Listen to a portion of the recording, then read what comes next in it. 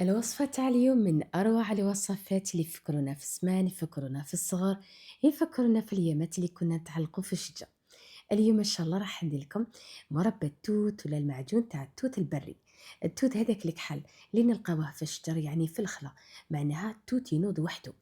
الوصفة تاع اليوم سهلة وبسيطة والمقادير ديالها موجودة في كل دار. معناها راني نحاول كيفاش في كل فيديو نعطيكم أروع الوصفات بأقل التكلفة. المهم برك نتمنى تقعدوا معي حتى لآخر الفيديو باش ما تراطي والو. كيما راكم تشوفوا هنا عندي 2 كيلات تاع توت بري، عندي كيلة تاع السكر، عندي مغرف تاع عصير الليمون مع شوية برك تاع لافاني. انا هنا خديت كميه قليله برك تاع التوت البري. هذاك واش كان عندي، تقدروا تخدموا به فريشك معناها في نفس اليوم، مثلا تنحوه هكذايا من الشجر، ولا تشروه بالكاس في المارشيات، ولا مثلا طاحت لكم فرصه فيه تقدروا تغسلوه وتقطروه وتحطوه في الكونجيلاتور نهار تكونوا قادرين تجبدوه وتخدموه. هنا انا كاكل خدالي 612 غرام، راهو فيه شويه برك تاع لاكلاص تاع المجمد.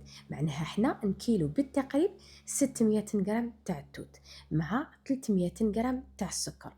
المهم في هذا الفواكه اللي عندهم يعني كميه لاباس بها تاع الماء داخل، نحاولوا كيفاش نقصوا السكر خاطرش على بالنا بالكميه تاع السائل راح من بعد تنشفت عليه ليه.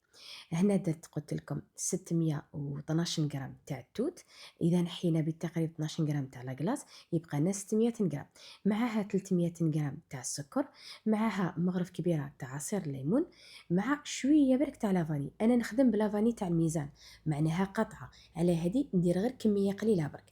هنا خليته 12 ساعه حتى هذاك السكر داب، يعني مع الماء اللي طلقوا التوت. هذاك تاني عصير القارص وراح يعني يعاون باش يخلي التوت كيما نقولوا يتهرى ويخرج الماء ديالو. من بعدها حطيته على نار هاديه ورحت نخدم شغلي حتى ولا القوام ديالو كيما هكذا. نتوما بالك راهو يبان لكم ثقيل، لكن هو في الحقيقه راهو مازال له طري. معناها مثلا ما ولاش كيما الكراميل، لا لا، راهو القوام ديالو عاقد كيما المعجون سوا سوا بلا ما راهو ثقيل. هنا بالك في الكاميرا راهو يبان لكم كي شغل راهو مرسو واحد، لكن هو غير تبداو تحطوه في البايط او راح يعاود يطلق روحه. خاطرش يعني هاد اليامات راهو البرد بزاف، معناها راهو البرد في الكوزينه، على هادي تعليه لي شغل عاود كيما نقولوا شد روحه. لكن غير عمرته في البايض حطيته هكذا في مكان يكون دافي شويه، عاود الترخى وعاود ولا القوام ديالو كيما اي مربى تخدمه في الدار.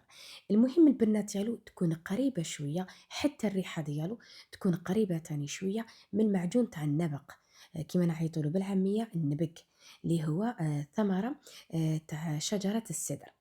المهم المعجون تاع اليوم البنه ديالو تهبل.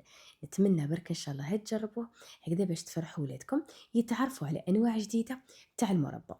المهم هنا هذه الكميه اللي خدمتها دارت لي زوج بايط هذا الحجم الصغير هذا قد تاع الدرسه، مع حوالي نص باطه واحده اخرى. اذا مثلا كنتوا حابين تصبروا هذا المربى تعمروه هو سخون في علب هكذا نقايه معقمين كيما يلزم، من بعد تغلقوا البايض تقلبوهم تخلوهم حتى يبردوا تماما وتعودوا توقفوهم وتحطوهم في اي مكان بارد وجاف. اما اذا كنتوا رايحين تاكلوهم هذوك الايامات ولا خدمتوهم طلبيات تعمروه بعد ما يبرد هكذا عادي يعني في البايض، تغلقوا عليهم وتاكلوهم في هذيك السمانه، ولا تمدوهم مثلا للناس هديه ولا تبيعوهم ولا اللي كان. المهم اذا مثلا صبرتوا البايض كي تفتحوا باطه تحطوها في الفريجيدر، تقدروا تستهلكوها في ظرف شهر شهرين على حسب النوعيه تاع الفريجيدر.